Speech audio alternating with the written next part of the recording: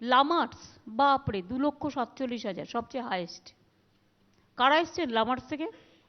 আপনারা এত নেন কেন? তার মধ্যে ডোনেশন আপনাদের, বাপরে বাপ।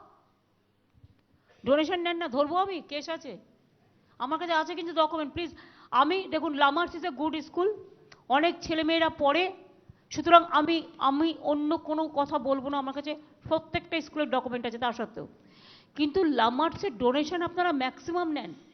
এই নিয়ে কেস হয়েছে, পুলিশ কেস হয়েছে, আমি আপনাকে বলছি, আমার কাছে ডকুমেন্ট আছে। কলকাতা পুলিশের সিপি এখানে উপস্থিত আছে, রাজীব, কেস হয়েছে কি হয়নি? কিছু লোক আছে, জেনে রাখবেন, কিছু ট্রাউটার ঘুরে বেড়ায়, কিছু মিডলম্যান, হয়তো আপনারা জানলেন না, তারা টাকাটা নিচ্ছে এবং সেই টাকাটা নিয়ে বলছে ভর্তি করতে গেলে টাকাটা লাগবে, দাও। ফলে কি হচ্ছে, এটা একটা র্যাকেট হয়ে গেছে।